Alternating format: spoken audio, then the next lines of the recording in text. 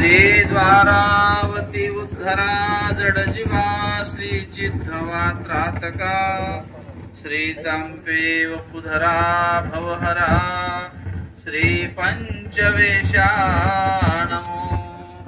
सर्वाज्ञ श्री चक्रधर स्वामी की जय। आज आपण वार्षिक पंचावतार उपार महोत्सव आणि या निमित्ताने धर्मसभा या ठिकाणी पूजन सोहळा आणि सर्व साधू संतांना अन्नदान, सद्भक्त वासनिकांना सर्व अन्नदान, अशा प्रकारे वार्षिक महोत्सव या ठिकाणी आज संपन्न होत आहे। आणि या महोत्सवाचं आयोजन आदरणीय परमपूजनीय तपस्विनी कांताबाईजी पंजाबी यांनी अगदी आपल्या अंतःकरणापासून बऱ्याच दिवसापासून मला या कार्यक्रमाचं त्यांनी कानावर घातलं आणि याविषयी नियोजनाविषयी सांगितलं की बाबा आपल्याला यायचं आहे। आणि त्यांनी मला फोनवर आग्रह घेतला आणि म्हणून मी सुद्धा पूर्वीपासून त्यांचा माझा परिचय आहे आणि आमचे हरिदास बाबा होते, त्यांचंही माझं चांगलं स्नेह होतं आणि तो एक धागा। आणि त्यानंतर परत यशराज दादा आमच्याकडे आले रणैचेला आणि त्यामुळे आणखी तो जवळीक संबंध आला आणि तोच एक योग ज्यामध्ये आमचे आदरणीय परमपूजनीय महंत श्री सारंदर बाबा यांनी तो योग आणून दिला। आणि त्यांचं या ठिकाणी 7 दिवस दंडवत स्थळ या विषयावर चांगलं सुंदर विवेचन आपण ऐकलेलं आहे। आणि त्या माध्यमातून आदरणीय सारंदर बाबांनी सुद्धा आजच्या या कार्यक्रमासाठी वास्तविक 12 तारखेचा कार्यक्रम असतो, परंतु माझी 12 तारीख काल अमरावतीला होती आणि मग त्यामुळे मला 12 तारखेचं शक्य झालं नाही आणि म्हणून आज 13 तारीख त्यांनी सांगितलं ठीक आहे आपण 13 तारखेला हा कार्यक्रम करू। आणि म्हणून अशा प्रकारे या कार्यक्रमाचं आयोजन मंगळ असं या कार्यक्रमाचं स्वरूप आहे।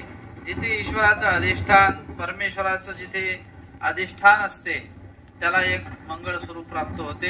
आणि या निमित्तानं सर्व साधुमंत आदरणीय माझ्यासोबत आलेले महंत दामोदर बाबा आहेत, या ठिकाणी आदरणीय ऋषिराज दादा नांदगावकर, त्याचप्रमाणे सुधामुनी दादा आहेत, माझे शिष्य प्रकाश दादा आहेत, ज्या संचलन करतायत आदरणीय तपस्विनी सोनालीताई सुद्धा काही काळ आमच्या इथं राहण्याच्या होत्या। फारसा काही त्यांनी माझ्याकडून अभ्यास घेतला नाही, पण गीतेचे काही श्लोक माझ्याकडून मात्र त्यांनी घेतलेत। त्यानंतर आदरणीय श्री यशराज दादा। तर अशा प्रकारे या कार्यक्रमाला उपस्थित सर्व साधू संत, तपस्विनी, वासनिक, सद्भक्त, खरोखर आपण भाग्यवान आहात की ज्या स्वामी श्री चक्रधर महाराजांची आपण अस्थिपरी आचरण करतो। की स्वामी श्री चक्रधर महाराजांचा असा एक अवतार आहे की तो जीवासाठी घरोघरी दारोदारी जाऊन स्वामी श्री चक्रधर महाराजांनी प्रत्येकाच्या घरापर्यंत दारापर्यंत जाऊन तो जीव अधिकारी त्याचा अधिकार पाहून त्याच्यासाठी स्वतः परमेश्वर दारोदारी फिरले।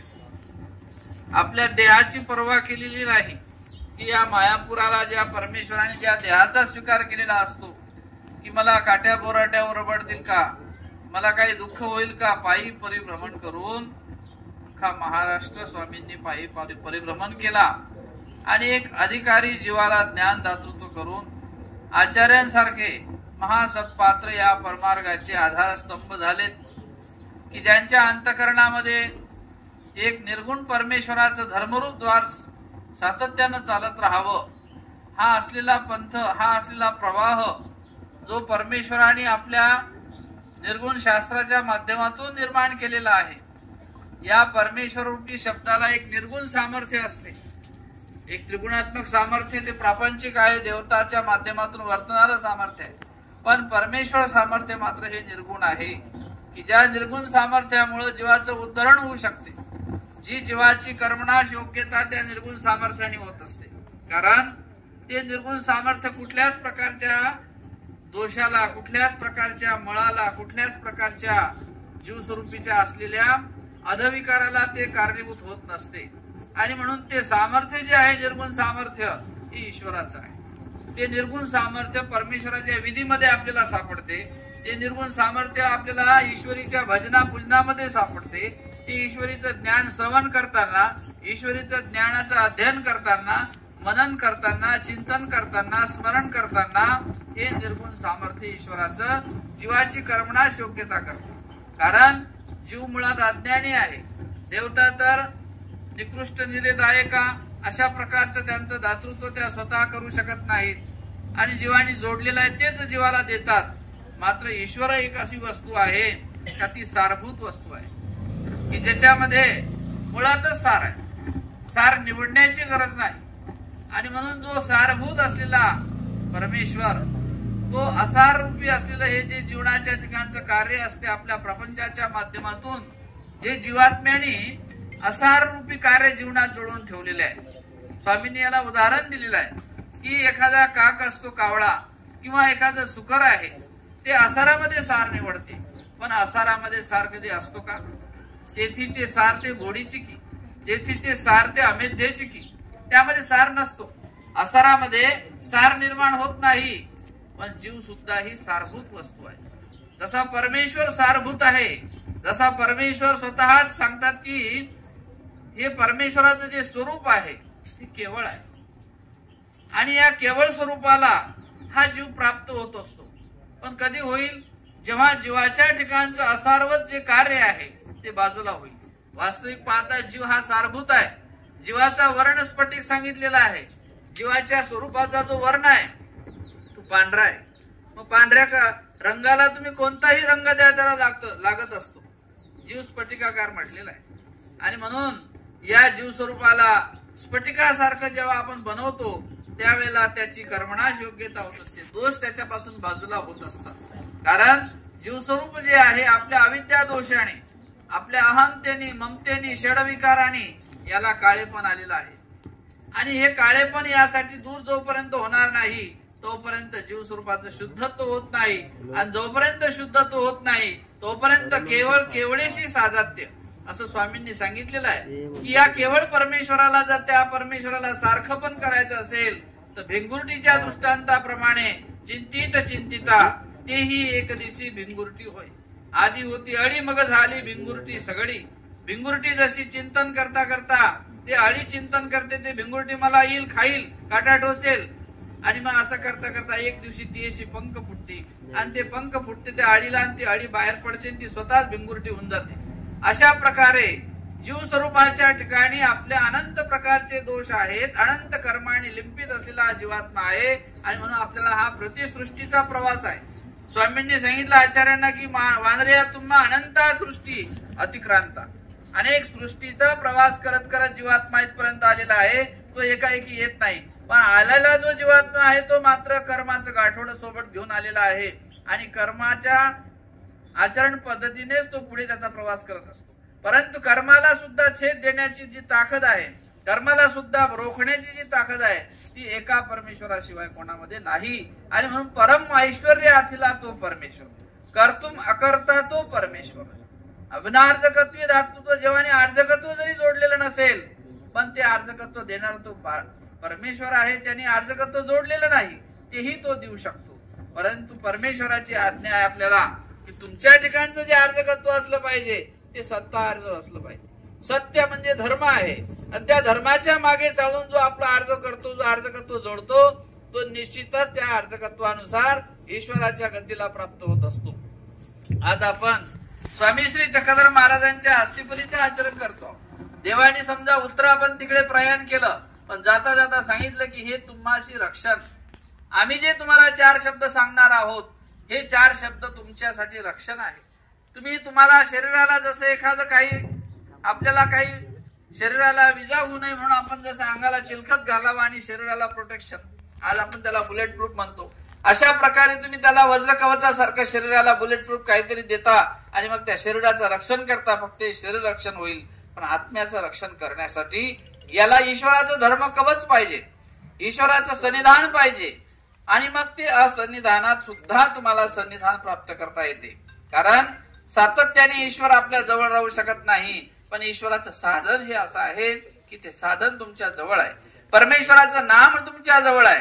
ईश्वरीचा धर्म तुमच्या जवळ आहे, परमेश्वराचा विचार तुमच्या जवळ आहे, आणि ज्याने तो विचार अंतिम श्वासापर्यंत धरून ठेवलेला असतो त्याला शेवटी सुद्धा या देहातून उत्क्रमण होता होता, या देहातून स्वामी म्हणतात की समान वायूशी लिंग देहाचे उत्क्रमण, या शरीराचे जे काही दशवायू आहे, प्राणवायू, व्यानवायू, अपानवायू, उदान, समान, नागवायू, कुर्म, कृकली, देवदत्त, धनंजय, हे 10 प्रकारचे वायू आहे आपल्या शरीरात. प्रत्येकाचं भिन्न भिन्न कार्य आहे. जांभळी येणे, शिंक येणे, आळस येणे, अनेक प्रकारचे झोप येणे, अनेक प्रकारचे कार्य या वायूचे असतात. देहातून उत्क्रमण वगैरे करणारा सुद्धा वायू आहे, आणि त्या उत्क्रमण करते वायू काढी ज्या परमेश्वराचं नाम घेत घेत, आणि मग त्यावेळेला परमेश्वर त्याला कुठल्याही प्रकारचं दुःख होऊ देत नाही. कारण जो जीवात्मा ईश्वराला शरण गेलेला असतो, जो परमेश्वराला अनन्य भक्तीने त्या ईश्वराला शरण गेलेला असतो, देव त्याला कुठल्याही प्रकारचं दुःख होऊ देत नाही.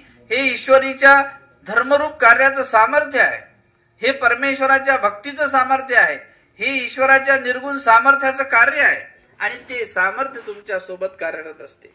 कारण हा एक जीवस्वरूपीचा जोडलेला एक धागा आहे, ज्याने ती थोडीशी जरी कार्यरूप परंपरा आपल्या जीवनात स्वल्पमप्यस्य अशा रूपाने जोडलेली कार्य परंपरा ज्याच्या जवळ असते त्याला देवता अस्तित्व रूपाने जाणतात की हा ईश्वरीचा आहे, याच्या ठिकाणी परमेश्वराचा धागा आहे. ही असलेली एक उद्धरणाची प्रक्रिया जरी देवतेला कळत नसते, पण कणव सादृश्य ज्या काही प्रक्रिया असतात त्या हा ईश्वर भक्त आहे, याला मी सहाय्य करायला पाहिजे, आणि म्हणून तुम्हाला प्रतिक्षणी सहाय्य ईश्वरीच्या आज्ञेने होत असते.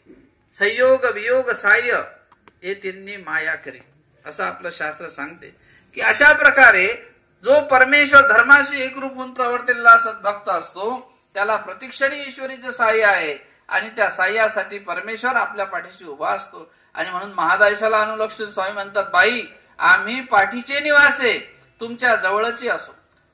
पाठीमागे परमेश्वर आपल्या उभाच असतो, फक्त हाक मारण्याची गरज आहे. त्या हाकेमध्ये अर्थ असली पाहिजे. जसं एखादा बालक त्याला जर का भूक लागली तर आई जसं त्या बालकाला दूध पाजत असते. तुम्हाला स्त्री जातीला सगळ्यांना त्याचा अनुभव आहे. आमच्या धर्मशास्त्रामध्ये काही काही असे बारीक असे काही काही त्याच्याविषयी विवेचन आणलेले आहे की आरती जर आपल्या अंतकरणात असेल तर कोपरा पाळणं होय.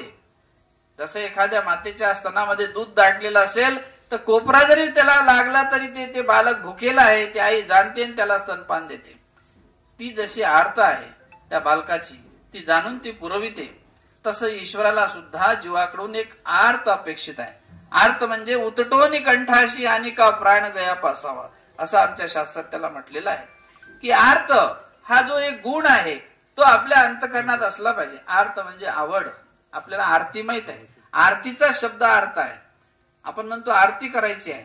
आरती म्हणजेच काय, त्यालाच आर्त असं म्हटलेलं आहे. आर्त भावनेतून परमेश्वराला दिलेली आवाज दिलेला तो परमेश्वराला एक आर्त भावनेतून केलेली परमेश्वराची आराधना प्रार्थना. आणि मग आर्त आपल्या अंतकरणात जर असेल तर स्वामी म्हणतात की देवमती दाणी असे, आम्ही दातृत्व करण्याला तयार आहोत, पण जीवाशी आरती व्हावी की अंतकरणात आर्त असली पाहिजे की नाही. आणि म्हणून थोडी का होईना प्रत्येकाला सादृश्य सारखा अधिकार नसतो. प्रत्येकाची प्रकृती सारखी नाही. कोणाची तामस असते, कोणाची राजस, कोणाची सात्विक, कोणाची वात पित्त कफ, 3 प्रकारची प्रकृती असते. सगळ्याचे अधिकार सारखे नाही. कोणाला कमी झोप असते, कोणाला जास्त असते. पण देवाने सांगितलं की तुम्हाला हे देहिक लागलेले जे काही शरीराचे षडविकार आहेत हे देहाच्या माध्यमातून इंद्रियाचे षडविकार आहेत. इंद्रियाच्या माध्यमातून होणाऱ्या देहाच्या ठिकाणचे स्थित्यंतर असतात. मात्र याला आपल्या जीवनामध्ये संयमित अवस्था आपल्याला प्राप्त करता आली पाहिजे. आपल्याला काही वेळेला असं वाटते की आपण मग आता अनुसरू, संन्यास घेऊन मग ती प्रक्रिया चालू करू. पण आमचं धर्मशास्त्र असं म्हणते की अनुसरण नाही तरी मात्राची वर्तावे. अनुसरला पाहिजे मगच त्यांनी मात्रेनं वर्तन करावं, मग एकाएकी होत नाही. पण तुम्ही वासनिक नामधारक अवस्थेत असताच काय असते स्वामी श्री चक्रधरांची अस्थिपरी, काय तो मात्रा देणारा तो त्या मात्रेशी आपण कसं वर्तन केलं पाहिजे. आणि अखिल जीवमात्राला सांगितलेलं तत्वज्ञान आहे. मनुष्याला मात्रा देता आली पाहिजे म्हणून स्वामी म्हणतात की मनुष्य मात्र होऊनी असावे. आपल्या ठिकाणी प्रत्येक गोष्टीला मात्रा म्हणजे संयमन, मात्रा म्हणजे नियमन, त्या संयमनातून नियमनातून जीवन आपलं घडत असते. ते जीवन घडत असताना निर्गुण स्पर्श जर त्याला असेल ईश्वरीच्या भक्तीचा, आणखी त्याला सत्वरूपता प्राप्त होत असते. यासाठी ईश्वराच्या निर्गुण भक्तीची फार आवश्यकता आहे. परमेश्वराच्या विचाराची आवश्यकता आहे. त्या शब्दामध्ये परमेश्वराचं परारूपी सामर्थ्य, ज्याला स्वामींच्या शब्दाचा स्पर्श झालेला आहे, ईश्वराच्या मुखातून निघालेले ते शब्द आहेत. आणि म्हणून ते जीवनाला आपल्या एक वेगळ्या प्रकारचं योग्यता प्राप्त करून देणारे असतात. जीवस्वरूप हे अनाधिकाराने ग्रसित आहे. अनेक प्रकारचे अनाधिकार आपल्या ठिकाणी दडलेले असतात. आपले अनाधिकार आपल्याला दिसत नाही, आपली चूक आपल्या लक्षात येत नाही. आणि म्हणून स्वामींनी सांगितले की जीव हा मुळात दोषदर्शी आहे. दुसऱ्याचे दोष याला दिसतात, स्वतःचा दोष याला दिसत नाही किंवा स्वतःचा तो बघू शकत नाही. पण धर्म असा असतो की त्याला स्वतःचाही दोष दाखवतो. जसा एखादा आरसा आहे, तुम्ही डोळा पुढे धरला का आपला डोळा सुद्धा आपल्याला दिसू शकतो. तसा धर्म असा असतो किंवा एखादा विचार असा असतो सत्मार्गीचा, त्या विचारामुळे आपलाही दोष आपल्या लक्षात येतो. आणि स्वामींनी म्हटलंय की आत्मेनीची आत्म्या ते देखता होय. जर तुमच्या अंतकरणामध्ये ईश्वराचा धर्म हृदयाला स्पर्शी करत असेल, कुठेतरी तुम्ही त्या धर्माला धरलेला असाल, तर प्रत्येकाचा दोष प्रत्येकाच्या लक्षात येतो, प्रत्येकाची चुकी आपल्या लक्षात येते. आणि त्याच वेळेला तो पुरस्चरण करू शकतो, त्याच वेळेला तो प्रायश्चित करू शकतो, त्याच वेळेला तो आपल्या चतुर्विध दुःखाचं अनुष्ठान करून ईश्वराच्या आठवणीमध्ये आर्तभाव निर्माण करू शकतो. आणि म्हणूनच स्वामींना या जीवाकुनी अपेक्षा आहे, करीना हाव तरी बंदे. देवाने सांगितलं की हाव, इच्छा हे जीवाने वर्तविली पाहिजे की देवा माझं उद्धरण झालं पाहिजे, मला ईश्वर प्राप्ती झाली पाहिजे, मला प्रेम मिळालं पाहिजे. आणि म्हणून अप्राप्ती सांगितलेली आहे. स्थान, प्रसाद, भिक्षुक, वासनिक, शास्त्र, ईश्वर आणि प्रेम हे अशा प्रकारे अप्राप्ती रूप दुःख जर आपल्या जीवनात आपण केलं, तर त्या अप्राप्तीमुळे निश्चितच आपल्या ठिकाणी योग्यता निर्माण होते आणि कर्मनाश होत असतो. या अप्राप्तीमुळे जे काही कर्म आपण जोडलेले आहेत, कर्म हे भोगून नसतात, भोगल्याशिवाय कर्मांचा नाश होत नाही. पण ईश्वर धर्माचं हे वैशिष्ट्य आहे, ईश्वर भक्तीचं हे वैशिष्ट्य आहे की तुमच्या ईश्वर भक्तीच्या आचरणाने ज्या कर्मांचा तुम्हाला भोग भोगावा लागणार आहे, ते कर्म परमेश्वर इथेच नासून टाकतात. अनेक प्रकारचे कर्मनाश या ठिकाणी होतात. मग आपण मानसिक, वाचिक, शारीरिक प्रत्येक कर्म हे आपलं जोडलेलं आहे. हे कर्म आपलं प्रत्येक लिहिलेलं आहे. या प्रत्येकाच्या देहाला एक देवता स्पेशल ठेवलेली आहे, तिला देहाभिमानिनी असं म्हणतात. तुम्ही काही जरी कर्म केलं तर ती देहाभिमानिनी देवता ते कर्म तुमचं लिहून ठेवते. आणि ते कर्म ज्यावेळेला तुम्हाला पुढे योनीमध्ये जायचं आहे, ते तुम्हाला त्यानुसार ते कर्म भोगविल्या जाते. परंतु ईश्वरापैकीच्या जर क्रिया आपल्याकडून घडत असतील आणि शेवटी कर्मामुळे मनुष्य बांधल्या जातो, पण परमेश्वर जो आहे, तो परमेश्वराच्या शरणांगतीला जो जीवात्मा गेलेला आहे, तो मात्र त्या कर्मापासूनही मुक्त परमेश्वर त्याला करत असतात. कारण जीव हा बंधमुक्त असं म्हटलेला आहे. पण बंधनातून मुक्त करणारा पाहिजे ना. मग जो नित्य मुक्त आहे, देवता नित्यबद्ध आहेत, जीव बंधमुक्त आहे आणि परमेश्वर हा नित्यमुक्त आहे. तर परमेश्वर नित्यमुक्त म्हणजे त्याला मागे बंधन लागलं नाही, पुढे बंधन लागणार नाही. अशा प्रकारचा नमाम कर्माणि लिंपंती नमे कर्म फले स्पृहा. मी कधी कर्म बंधनात बांधल्या जात नाही. मी अवतरती वेळे न रिगे प्रपंचाची खोळे, मज न उपजती डोहाळे कर्म वासनेचे. कधीच कर्मामध्ये जो बंदिस्त होत नाही, जो तुमच्या आमच्यामध्ये येतो, वावरतो, खातो, पितो, उठतो, बसतो, पण तुमच्यासारखा असून सुद्धा पद्मपत्र मिवाम बसा. जसं कमळाचं पान कायम पाण्यात आहे, पण वर काढल्यावर एक थेंब सुद्धा त्या पाण्यावरती राहत नाही. पाण्यात असून तो पाण्याच्या वेगळा आहे. यालाच ईश्वरीचा विरुद्ध धर्म असं म्हटलेला आहे. आपल्याला श्रीकृष्ण महाराजांच्या चरित्राचं अवलोकन केलं तर लक्षात येईल की सगळं जग म्हणते की श्रीकृष्ण महाराज ब्रह्मचारी, परंतु रुक्मिणीला प्रश्न पडला, तुम्ही तर नेहमी माझ्या सोबत आहेत, संसारवत तुमच्या ठिकाणी श्रीकृष्ण महाराजांच्या जेव्हा सगळं जग म्हणते की श्रीकृष्ण महाराज 16 सहस्र नारी भोगुनी बाळ ब्रह्मचारी, पण रुक्मिणी म्हणते मी पत्नी आहे, तुम्ही तर माझ्या सोबत संसार प्रपंचासारखं सर्व मला सोबत राहून मुलं बाळ झालेले आहेत. हाही प्रश्न रुक्मिणीला पडला. रुक्मिणीला वाटलं की श्रीकृष्ण महाराज अशा प्रकारे बाळ ब्रह्मचारी कसे काय असू शकतात. आणि जेव्हा स्वतः पत्नीला प्रश्न पडतो आणि मग ती विचारते, जग म्हणते समजलं, पण मलाही आता हे लोकांच्या म्हणण्यावर मलाही प्रश्न आहे, तुम्ही सांगा ब्रह्मचारी कसे. परंतु खरोखरच आमच्या स्वामींनी सुद्धा असं श्रीकृष्ण महाराजांनी सांगितले, श्रीकृष्ण चक्रवर्ती अष्टविध ब्रह्मचर्य, ब्रह्म म्हणजे अविक्रियू, ब्रह्म शब्दाची व्याख्या आमच्या शास्त्रात केली आहे की कधीही न विकरणार, कुठल्याही प्रकारे तुमच्या पदार्थांनी विकरत नसलेलं जे स्वरूप आहे ते परमेश्वराचं अविक्रिय ब्रह्म. नियम्य रसना नेत्रम त्वचा श्रवण नाशिका कायेन मनसा वाचा, अष्टविध ब्रह्मचर्य याला म्हणतात की शारीरिक कुठल्याही प्रकारे मानसिक आणि वाचिक कुठल्याही अंगाने त्याला विकार उत्पन्न होत नाही असं जे स्वरूप आहे ते परमेश्वराचं स्वरूप आहे. आणि त्या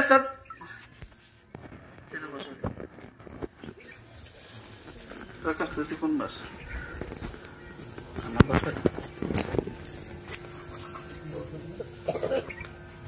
सोनाली ताई यांचं करून घ्या स्वागत वगैरे आपलं नंतर ते बसा. परमेश्वर समजणं हे फार महत्वाचं आहे. शब्द घ्या आपलं चालू. एरवी आपल्याला देव समजतो, परंतु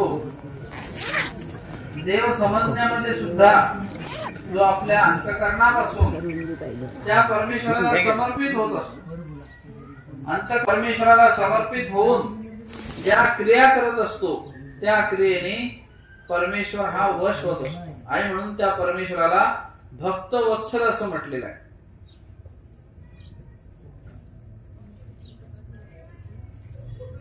परमेश्वर भक्त वत्सल आहे, भक्तांच्या भावनेला वश होणारा आहे. परंतु भाव सुद्धा हा शुद्ध असावा, भाव निर्मळ असावा. निर्मळ भावामध्ये निर्वैर सर्व भूतेषु अशा प्रकारे श्रीमद भगवद्गीतेचा संदेश आहे. आणि तोच संदेश आमचे स्वामी चतुर्विध भूतग्राम अभय द्यावे की या चतुर्विध असलेल्या खाडीमधील जीवजंतूच्या ठिकाणी निर्वैरपणे आपलं वर्तन असलं पाहिजे. मुंगीचे सुद्धा वैर चिंतू नये अशा प्रकारची असलेली आमच्या स्वामींची अस्तिपरी आहे. अशा प्रकारच्या आमच्या स्वामींचा विचार आहे. आणि जो निश्चितच आपल्या षडरिपुला अंकित करणारा आहे, मात्रा देणारा आहे, संयमित करणारा आहे. मन हे क्षणभंगूर आहे. मनाला क्षणभंगूर असं म्हटलेलं आहे. अर्जुनाने सुद्धा म्हटलं भगवान श्री गोपाल कृष्णा की चंचलम ही मन कृष्ण प्रमाथी बलवत दृढम, की या चंचल मनाला स्थिर करण्यासाठी काही उपाय आहे का. परंतु धर्म असा असतो की तो निश्चितच आपल्या मनाला स्थिरता प्राप्त करून देतो. आणि ज्याला हृदयामध्ये ईश्वर गम्य झालेला आहे, तो परमेश्वर अगम्य आहे, तो अनंत आहे, तो अव्यक्त आहे, अमूर्त आहे. त्याचं तुमच्या ठिकाणी मूल्यमापन आपल्याला ईश्वराचं करता येणार नाही. यो बुद्धे परतस्तुस, अशा प्रकारे बुद्धीच्या तुमच्या मूल्यांकनाच्या पलीकडे असलेला तो परमेश्वर आहे. पण तो अगम्य असलेला परमेश्वर अंकित होतो, तो तुमच्या हृदयामध्ये सामावतो. म्हणून सांगितलं पश्चात प्रहरी, तो जेव्हा तुम्ही आठवाल तो तुमच्या हृदयामध्ये अंकित झालेला आहे. तो तुमच्या सोबत पाठीमागे उभा आहे. आवाज दिल्याबरोबर तुम्हाला सहाय्य करतो. देवाश्री चक्रधरा म्हटल्याबरोबर तिथे तुम्हाला त्याचं सहाय्य वर्तते. याला म्हणतात अंकित करणे. परमेश्वराला भावनेने अंकित केलेला आहे. आपण भावनेने परमेश्वराला वश केलेला आहे. आणि ती भावनाच निश्चित रूपाने आपल्या जीवनाला कर्मापासून मुक्त करणारी आहे. ती भावना सोज्वळ असली पाहिजे, ती भावना निर्मळ असली पाहिजे, ती भावना कुठल्याही प्रकारच्या दोषाने युक्त नसावी, कुठल्याही प्रकारच्या संशयाने युक्त नसावी. आणि संशय बुद्धीने केलेलं कार्य हे विनाशक असते. संशयात्मा विनश्यते असं म्हटलंय. स्मृती भ्रमतो, स्मृतीच्या ठिकाणी वेगवेगळे कलह तरंग जशा पाण्याला लाटा याव्या अशा जीवनामध्ये अंतःकरणामध्ये अनेक प्रकारच्या लाटा आपल्या जीवनामध्ये येत असतात, अनेक विचार येत असतात.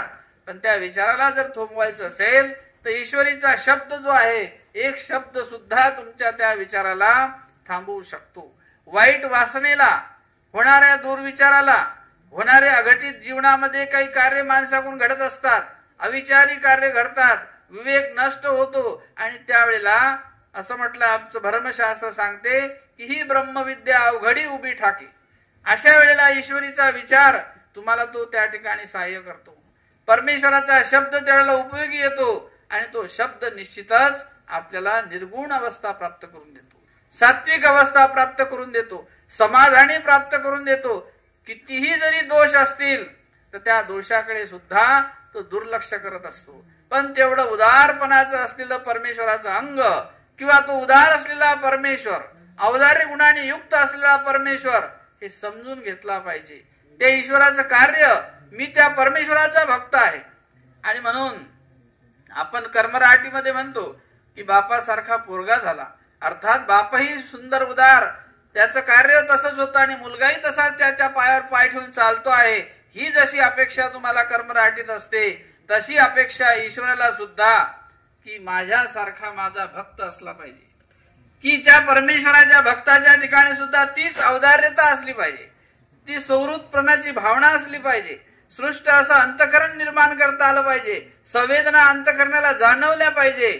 नाही तर स्वार्थ असा आहे की तो जीवनाचा स्वार्थ स्वतःला स्वतःपुरता मर्यादित ठेवतो, तो निश्चित दुसऱ्यापर्यंत उपयोगी जाऊ शकत नाही.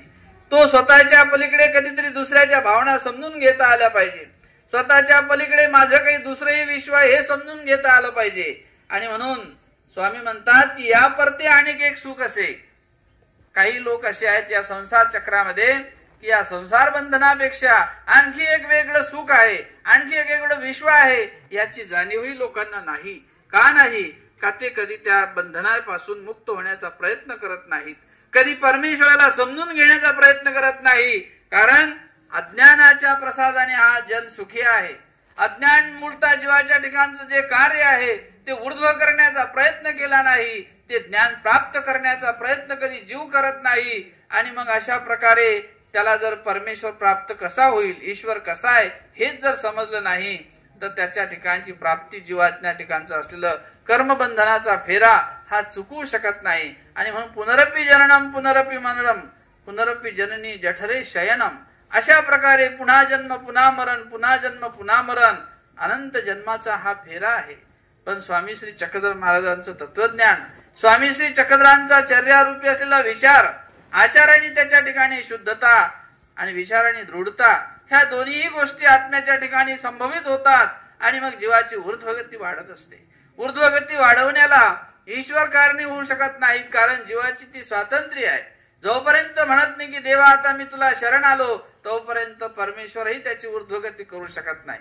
कारण स्वातंत्र्यता वाढवणे हे जीवाचं कर्तृत्व आहे, हे देवतेचंही नाही आणि ईश्वराचंही नाही. आणि जीव हा स्वतंत्र पदार्थ आहे आणि म्हणून जीवाची स्वातंत्र्य मोक्षापर्यंत नेत असते. इथे ईश्वर धर्मामध्ये स्वातंत्र्य हा मोक्ष असं म्हटलंय. पण जोपर्यंत देवाला आपण स्वतंत्ररित्या अर्पण होणार नाही, ही स्वातंत्र्य जोपर्यंत ईश्वराला आपण समर्पित करणार नाही, की ईश्वर हेतून जे जे करणार ते ईश्वराला समर्पित होऊन यत करोशी यदस्नाशी यज्जुहोशी ददाशी यत तपस्यशी कौंतेय आपण म्हणतो. पण मी जे करणार, जे खाणार, जे पेणार, जे वागणार, चालणार, बोलणार, या सगळ्याशी अधिष्ठान त्या ईश्वराचं असलं पाहिजे. परमेश्वर समर्पित क्रिया ती असली पाहिजे. प्रत्येक क्रियेच्या मागे ईश्वराचं अधिष्ठान तुमच्या जीवनात, संसारामध्ये सुद्धा आपल्याला ती अधिष्ठानाची गरज आहे, प्रपंचामध्ये अधिष्ठानाची गरज आहे. आणि त्याचीच प्रतिकारता वाढत वाढत पहिले अनुकूल असतो, नंतर तो नामधारक होतो, वेदवंत होतो, बोधवंत, वासनिक अवस्था प्राप्त होते. वासनिक ज्ञानिया अनुसरणापर्यंत जाऊन पोहोचतो. या प्रत्येक पायऱ्या आहेत. ही पायरी सुद्धा आपल्याला आपल्या जीवनात परमेश्वर धर्माच्या आचरणाने प्राप्त होत असते. आणि मग तो दृढपणाचा भाव जेव्हा अंतकरणात स्थायी होतो, त्यावेळेला निश्चितच हृदयामध्ये परमेश्वर सुद्धा तो स्थायी होत असतो आणि त्याला एक रूपानं सहाय्य करतो. कितीही त्याच्या ठिकाणी कितीही खाली विघ्न असते तरी ते परमेश्वर त्याचे नासत असतात. परंतु तो भाव तुथपर्यंत पोहोचण्यासाठी काही सुरुवातला त्याच्यासाठी त्याला प्रयत्न करावा लागतो. आणि प्रयत्नाची पराकाष्ठा ज्याच्याजवळ असते, प्रयत्न जो आपल्या जीवनामध्ये करत असतो, त्या प्रयत्नाला ईश्वर सहाय्य करतात.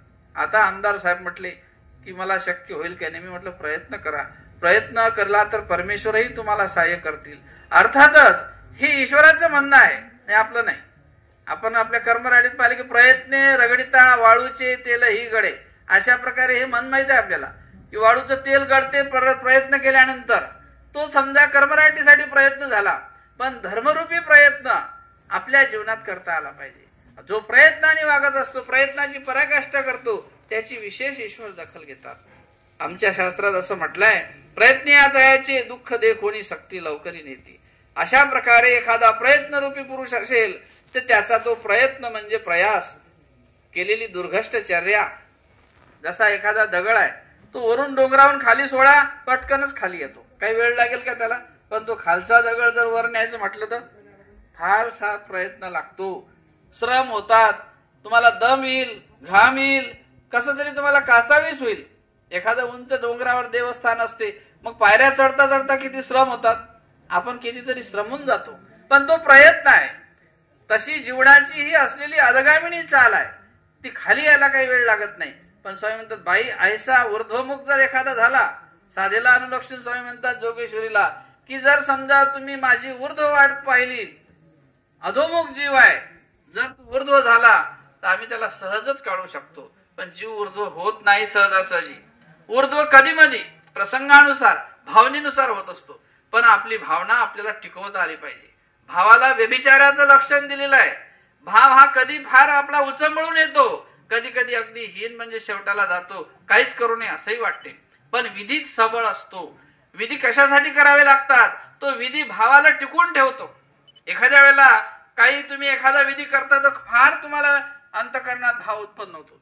तोच विधी जेव्हा दुसऱ्या दिवशी करता तेवढा भाव उत्पन्न होत नाही. पण विधी आहे ना, एखाद्याने म्हटलं की नाही माझ्या मनात खूप खूप देवाविषयी आवडी आहे, पण बाह्यात कार्य आचरण नाही ना, म्हणून तो भाव सुद्धा टिकत नसतो. पण भावाला टिकविण्यासाठी तुम्हाला बाह्यात कार्य करण्याची आवश्यकता फार, अंतरातून जरा अंतर्याग असतो, पण बाह्यात कार्य क्रिया, दंडवत घालणे, देवपूजा करणे, साष्टांग परमेश्वराची प्रार्थना करणे, अशा प्रकारचे जे बाह्यकार्य विधी असतात, जे काही भावनारूप असतात, काही विधिरूप असतात. तुम्ही दररोज उपहार दाखवता, देवाला आरती वाळता, धूप दाखवता, विडा वाहता, काही लहान वाटते हे एवढं कशासाठी, परंतु ही बाह्य समर्पित केलेली क्रिया आहे. ईश्वर जरी समजा त्या पदार्थ तुमचे स्वीकारणार नाही, पण त्या पदार्थाच्या मागे भाव आहे. पंचावतार प्रक्रिया ही अशी आहे की भावरूप विधी आहे. तो भावरूप विधी आहे, तो आपल्या अधिक कमी अधिक परिस्थितीनुसार जो तो आपल्या आपल्यानुसार करू शकतो, किंवा प्रत्येकाने केलाच पाहिजे असाही काही नाही. पण ज्याला शक्य आहे तो करतो, ज्याला जे शक्य असेल त्याने ते करावे. अशा प्रकारचे ईश्वर धर्माचा आपल्याला संकेत असतात की स्वामी श्री चक्रधर महाराजांच्या सानिध्यात भट्टोबास आचार्य आहेत आणि स्वामी त्यांना रुद्रपूरला पाठवतात. त्यावेळेला ते म्हणतात की तिथे माईमभट्ट आहेत, तिथं सुवर्णाचा ते व्यापार करतात, दररोज 3.5 आसू देवाच्या सेवेला उपयोगी आणतात. माझ्याजवळ काही नाही, मी कसं काय जाऊ तिथं रिकाम्या हाताने, काहीतरी मी करायला पाहिजे ना. देव म्हणतात, देव तू हृदय गाम्य किंगा, तुम्ही जर काही नसाल तर हृदयाने सुद्धा तो प्राप्त करू शकता. एथची मोहरची पुरे, हे स्वामींच्या श्रीमुखीचं वाक्य आहे. अंतकरणाने सुद्धा तुम्ही देवाला प्राप्त करू शकतात. अंगविजय ऐसे काही नाही पा. एखाद्या वेळेला शरीर तुमचं अक्षम आहे, सक्षमपणाचं लक्षण शरीराच्या ठिकाणी नाही, पण काही लोकांना वाटते की आता शेवटचा काळ आहे आणि आता काय देवाला अनुसरावं, आता एवढं आयुष्य गेलं, आता शेवट काय होईल. पण त्याच्यातही देव म्हणतात तेही मी स्वीकारतो. केवळ अनन्यताची पुरे. त्याच्या अंतःकरणाचा अनन्य भाव जरी असेल तरी सुद्धा चतुर्विध चालीच्या ज्या काही नरकरूपी दरवाजे आहेत, स्वर्ग नरक कर्म मोक्ष हा जो चतुर्विध दरवाजा आहे, परमेश्वर तो दरवाजा सुद्धा त्याचा चुकवितात अनुसरल्याने. ही शेवटच्या काळात जरी तुम्हाला शरण येत असेल, अंतकालेच मामेव, अंत म्हणजे केवळ अंतिम काळ असा पकडायचा अर्थ नाही. अंतकाळी देव येत नसतो हृदयामध्ये, परंतु त्या अंतकाळाची म्हणजे शरीराच्या ज्या अवस्था आहे, बाल अवस्था आहे, प्रौढ अवस्था आहे, मुग्ध अवस्था आणि प्रागल्भ, हे जे काही शारीरिक 4 अवस्था आपल्या शरीराच्या आहेत, दंडी दशी स्पर्शी कुसुमर्दिनी असं त्याला म्हटलेलं आहे. पण शेवटची जी अवस्था आहे त्या अवस्थेत जरी तुम्ही अनुसरले तरी देव म्हणतात तेही आम्ही स्वीकारायला तयार आहे. मात्र ती अनुसरण अवस्था सुरुवात पासून आपल्या ठिकाणी ती कार्यरूप परंपरा आपल्याला साधता आली पाहिजे आणि परमेश्वराला आपल्याला समजून घेता आलं पाहिजे. मी ते श्रीकृष्ण महाराजांचं जेव्हा आमदार साहेब आले तेव्हा तुम्हाला उदाहरण सांगत होतो की ते पूर्ण करतो. पहिले की ज्या वेळेला रुक्मिणीला असा संदेह पडला की श्रीकृष्ण महाराज बाळ ब्रह्मचारी कसे, त्यावेळेला श्रीकृष्ण महाराज त्या रुक्मिणीला म्हणतात की याचं उत्तर मी तुला 2-3 दिवसांनी देतो, पण त्या अगोदर मी सांगेल त्याप्रमाणे तुला हे करावं लागेल. म्हणे काय? म्हणे असं कर, त्या समुद्राच्या बेटावरती जिथे जाण्याला रस्ता नाही आणि समुद्राच्या मधोमध एक बेट आहे, तिथे दुर्वास ऋषी तपश्चर्या करताय, त्यांच्या ठिकाणी तू जा. ते निराहारी आहेत, अन्न भक्षण करत नाहीत आणि अन्न भक्षण न करणारे निराहारी असलेले दुर्वास ऋषी त्यांच्या भेटीला तू जा आणि तिथं तुला उत्तर मिळेल. त्यांच्या भेटीला तू जा. मला भेटीला गेल्यानंतर कसं जायचं म्हणून ते सांगतात की 18 गाडी अन्न त्यांना भोजन तू घेऊन जा. ते कधीचे जेवलेले नाहीत, उपवास धरलेला आहे आणि ते अन्न खातही नाहीत, निराहारी आहेत, अन्न न घेणारे पुरुष, न भक्षण करणारे. परंतु म्हणे मी तिथं समुद्राच्या बेटामध्ये मी जायचं कसं, रस्ता नाही जायला. परंतु म्हणे तुला जायचं असेल त्या ठिकाणी तर अशा प्रकारचं तू त्या ठिकाणी काठावर गेल्यावर तर म्हणायचं की दुर्वास ऋषी खरोखर तुम्ही निराहारी असाल तर समुद्रामध्ये वाट दे का.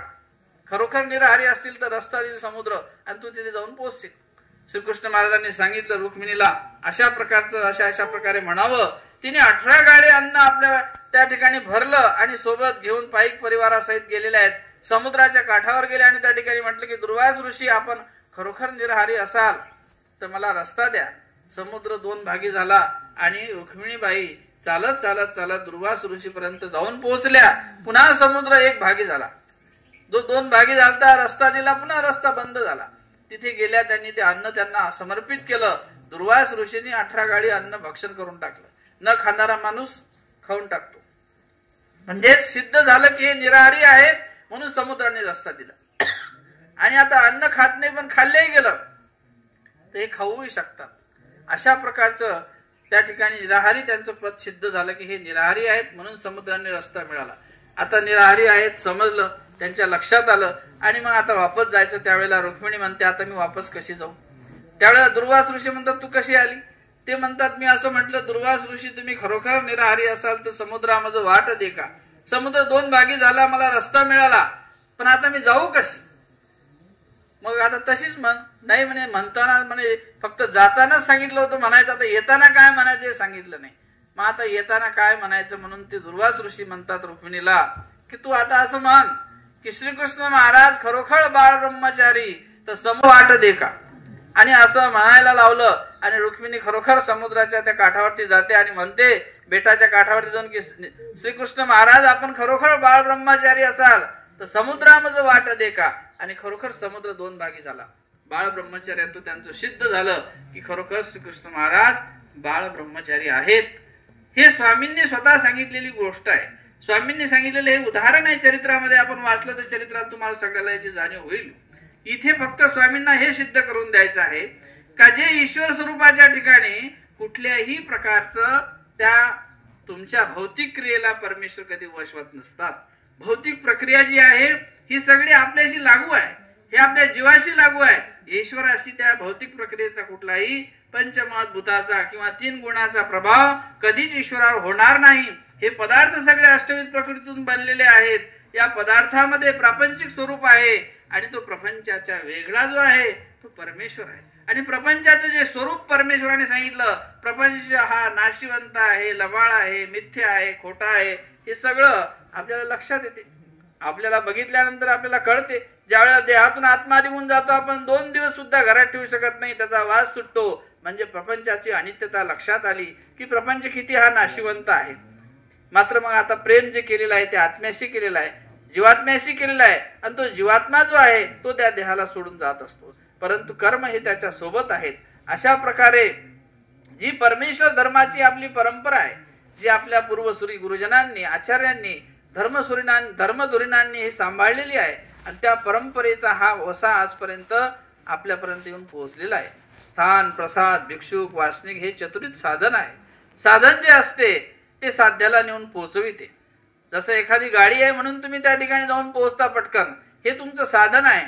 तसं ईश्वराचं हे सुद्धा एक साधन आहे आणि त्या साधनाच्या माध्यमातूनच परमेश्वराने ही विशेष असो, देवपूजा असो, भिक्षुक संत महंत असो किंवा ईश्वराची ज्ञानशक्ती असो, कृपाशक्ती असो, जे सन्निधानात परमेश्वराजवळ शक्तिरूप सामर्थ्याचं कार्य होतं तेच सामर्थ्याचं कार्य परमेश्वराने उत्तरापंथीकडे प्रयाण करताना स्वामी सांगितलं ओटे गोटे तुम्हाला नमस्कारणी आहेत. त्याच्या अवज्ञा अवहेळन करू नका. तुम्ही त्याला व्यवस्थितपणे सांभाळून करा. त्याला यथायोग्यपणे पुष्प एक वाहिजे, सकृत शिविजे, अतियत्न कीजे, आपल्याला अशा प्रकारच्या आज्ञा केल्या देवाने आणि त्यानुसार आपण ती परमेश्वराची असलेली प्रसाद सेवा, ही त्रिकाळ असलेली प्रसाद सेवा करायला सांगितली. आपल्याला त्रिकाळ प्रसाद सेवा स्मरीजे. म्हणजे ज्या विशेषामध्ये प्रसन्न होऊन परमेश्वराने ती धर्मरूप शक्ती ठेवलेली आहे तिला प्रसन्नता असं म्हटलंय.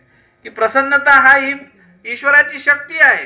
हा प्रसन्नता धर्म फक्त ईश्वराच्याच ठिकाणी असतो, आपल्या ठिकाणी नाही. आपण म्हणतो आपल्या ठिकाणी प्रसन्नता आहे, आपली प्रसन्नता व्यवहारिक कर्मावर आधारित आहे. एखाद्याच्या घरी प्रेझेंट द्या आणि त्यांनी तुमच्या लग्नात आणू देऊ नका, तुमची प्रसन्नता संपली आहे का नाही. म्हणजे आपल्या प्रसन्नतेला काय आहे, रूप आहे, मोजले पण आहे, मपित पण आहे. ईश्वर हा कायमस्वरूपी प्रसन्न आहे आणि म्हणून ती परमेश्वराची प्रसन्नता ती साधनामध्ये येत असते, ती स्थानामध्ये आहे, भिक्षुकामध्ये आहे, तुमच्या अधिकरणाच्या ठिकाणी येईल, तुम्हाला साधवंताच्या ठिकाणी येईल. आणि म्हणून आपण म्हणतो आमचे गुरु प्रसन्नता. त्या ईश्वराच्या माध्यमातून गुरूंनी जोडलेली साधना, ते केलेलं साधनेचं बीजारोपण त्यांच्या जीवनात त्यांनी केलेलं असते, ती परमेश्वराची प्रसन्नता आहे, ती गुरुचीही नाही. त्या परमेश्वर प्रसन्नतेचं कार्य त्या गुरुच्या ठिकाणी वर्तत असते आणि मग ती प्रसन्नता पुढे आपल्या जीवनात आपल्या साधनानुषंगाने आपल्या ठिकाणी कार्यरूप असते. आणि म्हणून प्रसन्नतापूर्वक ईश्वरीचं हे कार्य जे आहे, बस कार्य हा, तर समारोप करू आपण आता. तर या परमेश्वर धर्माचं जे कार्य आहे ते कार्य अत्यंत महत्वपूर्ण आपल्या जीवनामध्ये आपल्याला आपल्या पूर्वशास्त्रामध्ये जे काही आपल्याला परंपरागत आलेलं ईश्वरीचं ज्ञान आहे, हे ज्ञान माणसाला जीवनामध्ये शुद्धकरण करत असते. ज्ञानेविन चोखाळले पण नाही असं म्हटलेलं आहे की ज्ञानाशिवाय शुद्धता येऊ शकत नाही. मग ते ज्ञान कर्मराठीतही तुम्हाला त्या ज्ञानाची आवश्यकता असते, ते कर्मराठीचे कार्य पूर्णत्वास नेते. पण ईश्वर मार्गीचं कार्य हे जीवाच्या उद्धरणासाठी कार्यरूप आहे. आणि जीवाचं उद्धरण जर करायचं असेल तर त्या परमेश्वराच्या थोड्या ज्ञानाचा तुम्हाला उपयोग करावा लागत असतो. अर्थात प्रत्येकालाच ईश्वराची ज्ञान शक्ती होईल असं नाही, परंतु ईश्वराचा कड आहे बाकीचा.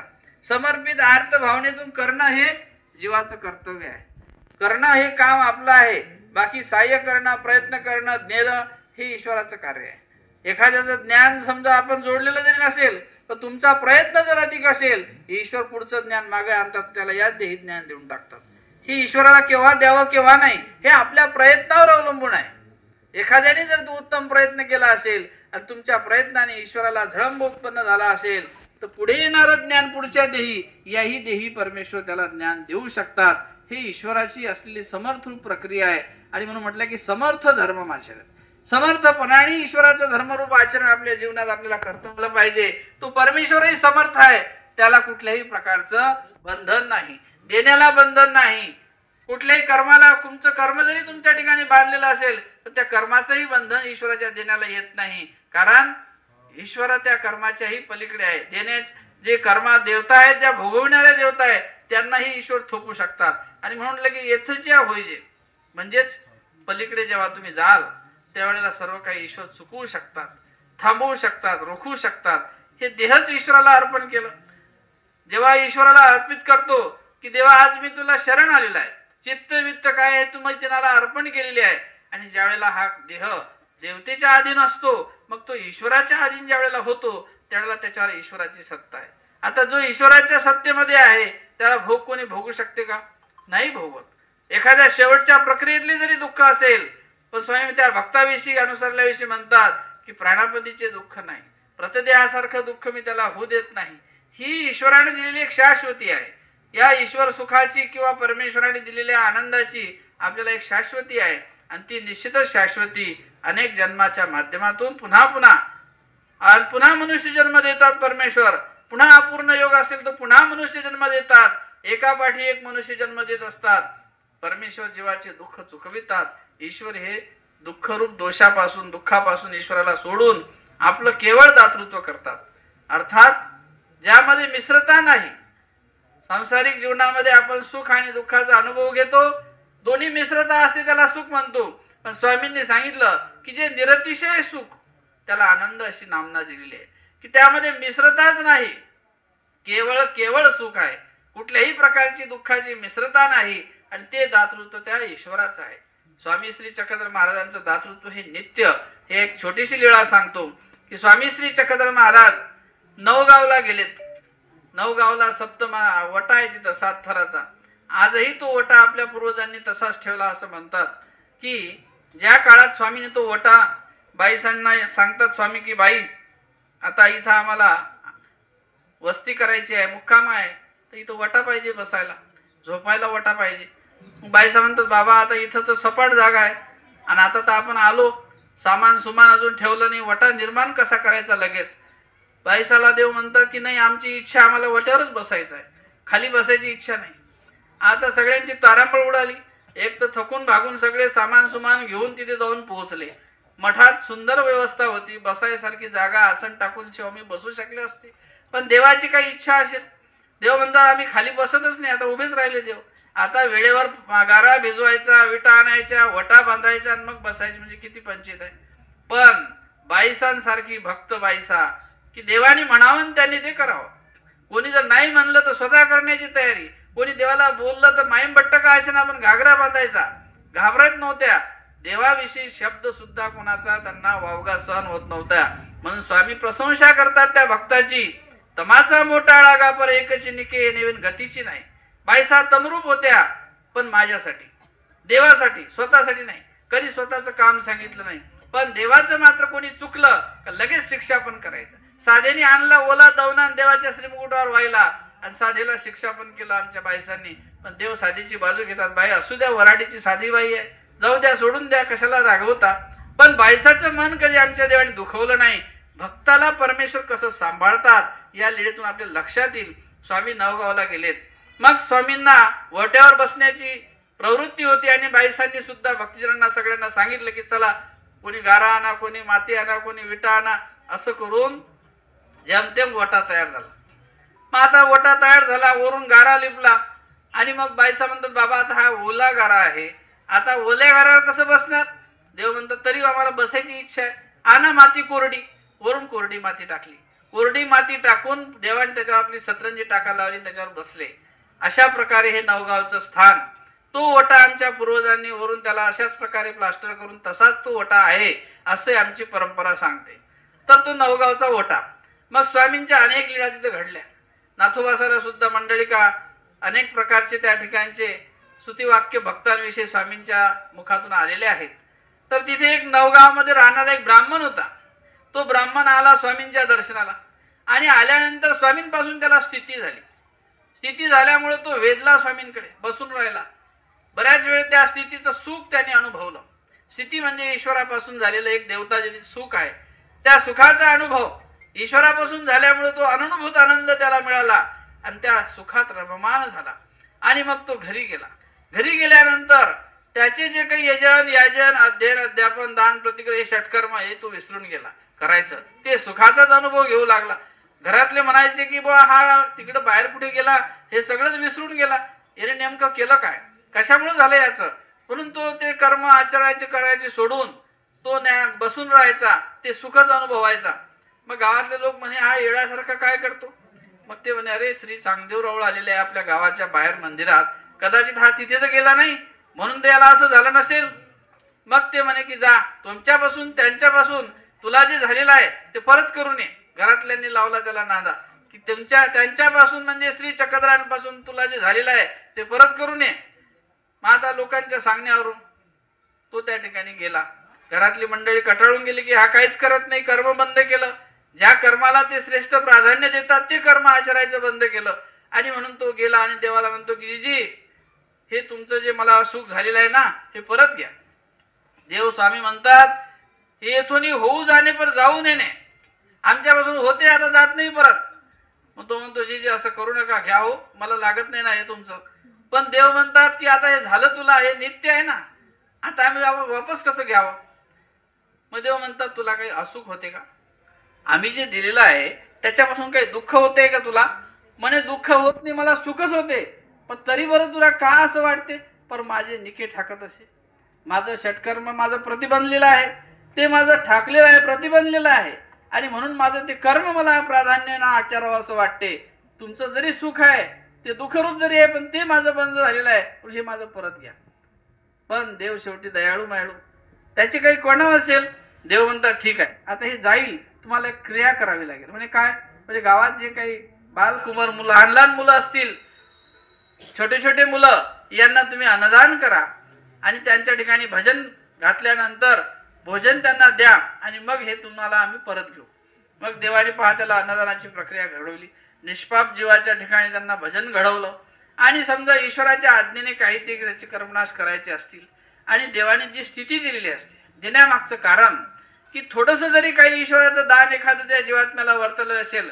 असं म्हटलेलं आहे का चतुर्विध ज्या काही योनी आहेत, ज्या काही योनीमध्ये परमेश्वराचं कोणतंही ज्ञान दान, ज्या काही स्वर्ग नरक कर्म आणि मोक्ष या चतुर्विध प्रकारचं जे काही आहे, या चतुर्विधीमध्ये कुठं जरी परमेश्वराचं दान वर्तलेलं असेल तर ते दान त्या देवता ज्या असतात त्यांना त्याची जाणीव असते की हा ईश्वरीच्या दानाचा पुरुष आहे. हे एक परमेश्वराच्या दानाविषयी त्यांना अस्तित्व असते आणि म्हणून आपल्या ठिकाणी कुठल्या ना कुठल्या प्रकारानं ईश्वराचं जे काही अस्तित्व रूपी जे काही दातृत्व आहे ते वर्तण्यासाठी काहीतरी आपल्याला कणव करावे लागते की तो परमेश्वर त्याला ते स्वतःहून देतात आणि ते सुख त्याच्या ठिकाणी देतात आणि पुढेही समजा भजन घडवतात आणि ते दिल्यामुळे एक परमेश्वराचं द्वार दातृत्वाचं त्याच्या ठिकाणी तयार होत असते. अर्थात स्वतःहून परमेश्वरा त्यांच्या ठिकाणी देत आहेत. बायसाच्या घरी स्वतःहून देव गेलेले आहेत. स्वतःहून त्या ठिकाणी धानुबाईसाच्या घरी कसा योग आणला जाण्याचा, अर्थातच पूर्व अधिकार काहीतरी असतात आणि तो अधिकार ईश्वर मार्गे आपल्याला जोडावे लागतो. तो अधिकार आपण आपल्या भजना पूजनाने, आपल्या अंतकरणातल्या धर्मरूप क्रियेने, स्मरणाने तो आपला अधिकार ईश्वराच्या ठिकाणी लेखी लागत असतो आणि मग बरोबर तिथे ईश्वर त्याचा योग आणतात आणि दातृत्व करतात. आणि म्हणून करण्याची प्रक्रिया आपली आहे. करणं हे आपल्या हाती आहे. असं म्हणतात की अल्प प्रयत्ने बहुत सहाय्य. काही वेळेला आपल्याला काही मागचा जोडलेला अधिकार असतो आणि म्हणून आपण थोडंसं केलं का आपल्याला लगेच आठवते, स्फुरते, पाठांतर होते. काही म्हणतात आम्ही खूप काही पाठांतर करतो, आमच्या पाठच होत नाही. मागे आपण काही वेळ दिलेला नसतो. आता कसं होईल, आता इथून सुरुवात आहे. पण हे केलेलं सुद्धा तुमचं वाया जात नाही. आता तुम्ही कराल ऐसे घेपे आताचे पाठी.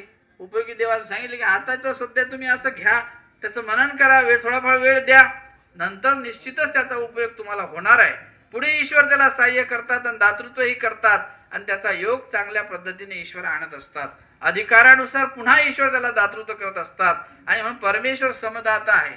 जसं स्वामींनी सांगितलं की चंद्राचा प्रकाश सगळ्यांवर पडतो, पण कोणी निवतं कोणी द्रवतं, कोणी थंड होते, कोणी त्याच्यात शीतलता निर्माण होते, कोणाच्या वनौषधीचे कार्य निर्माण होतात, वेली वृक्ष त्याच्यातून वनौषधी निर्माण होतात. पण चंद्रकांताचा प्रकाश जेव्हा त्या सोमकांत नावाच्या दगडावर पडतो, चंद्राचा प्रकाश त्या सोमकांत नावाच्या दगडाला थेंबुटे फुटतात, पाणी त्याच्यातून पाझर फुटते. तसं काही परमेश्वराच्या अधिकाराला पात्र होतात आणि तो अधिकार प्राप्त झाला आणि अधिकारानुसार ईश्वर दातृत्व प्रत्येकाला भिन्न भिन्न अवस्थेत करत असतात. मात्र अधिकार निर्माण करणं हे आपलं काम आहे. पण जीव आळशी असतो, तो म्हणतो नाही बाबा आमचा अधिकारच नाही, आमची पात्रताच नाही, आमचा योगच नाही. हे अशा प्रकारे म्हटलं म्हणजे आपली जबाबदारी झटकून टाकली. पण तुमचं संसारिक जीवनामध्ये सगळे अधिकार आपल्याला प्राप्त करता येतात. डिग्री प्राप्त करता येते, तुम्हाला नोकरीसाठी वेगवेगळ्या प्रकारचे अधिकार प्राप्त करता येतात. मग अध्यात्माचा अधिकारही तुम्हालाच करावा लागेल ना. आणि म्हणून हा अधिकार जोपर्यंत जीव जोडत नाही तोपर्यंत ईश्वरालाही त्याच्याशी संपर्क करता येत नाही आणि तो अधिकार या मनुष्य जन्माशिवाय दुसरीकडे प्राप्त होत नाही. आणि म्हणून मनुष्य जन्म हा दुर्लभ सांगितलेला आहे आणि परमेश्वर म्हणतात की स्मरे तो दुर्लभ. अशा ईश्वराला स्मरण करणारा हा दुर्लभच असतो. मनुष्यानाम सहस्रेषु. आणि म्हणून तो परमेश्वर तर दुर्लभच आहे. ब्रह्मानुभूती दुर्लभ, पण तो सुलभ होतो, तुमच्या आमच्या अंतःकरणामध्ये स्थिरावतो. ईश्वर प्रत्यक्षाने तुम्हाला सहाय्य करतो आणि म्हणून भक्ताला कैवारी असलेला परमेश्वर आहे तो निश्चितच साधनदाता सर्वज्ञ श्री चक्रधर प्रभू आहे. श्री चक्रधर महाराजांची अस्थिपरी दयाळू मायाळू स्वरूप असलेलं परमेश्वराचं आहे आणि त्या परमेश्वराने आपल्याला या परमार्ग साधनेमध्ये आपण त्या ईश्वराच्या अस्थिपरीचं आचरण करतो आहोत. आणि म्हणून आचार्यांनी असं म्हटलंय की येणे अवतारे जो नउद्धरे तो कहीची नुद्धरे मा कहीची नुद्धरे. साधनदाता श्री चक्रधर प्रभू आपण त्या सर्वज्ञांची अस्थिपरी आचरण करतो आहोत. सगळ्यांना त्या परमेश्वर धर्माचा योग आणि आपल्या कोणते ईश्वर धर्माचं आचरण होत राहो ही तुम्हा सगळ्यांना परमेश्वराच्या श्रीचरणी प्रार्थना करतो आणि माझे या ठिकाणी 2 शब्द संपवितो. त्याचप्रमाणे या कार्यक्रमासाठी मला आमच्या कांताबाईंनी बोलावून या ठिकाणी हा धर्मसेवेचा मलाही योग प्राप्त करून दिला आणि म्हणून त्यांनाही खूप खूप शुभेच्छा देतो. आमचे शिष्य यशराज दादा यांनाही शुभेच्छा देतो आणि यांचं पोथीप्रवचन तुम्ही ऐकलं असे सारंदर बाबा. आम्ही खानदेशातले जवळचेच एकमेकाचे शेजारीच आहोत, पण ते फार लांब इकडे येऊन ते धर्मप्रचार करतायत, सगळीकडे जाऊन धर्मप्रचाराचं कार्य, प्रबोधनाचं कार्य करतात आणि म्हणून ते सुद्धा धन्यवादास पात्र आहेत. तुम्हा सगळ्यांना खूप खूप शुभेच्छा देऊन माझे शब्द संपवितो. सर्वज्ञ श्री चक्रधर स्वामी.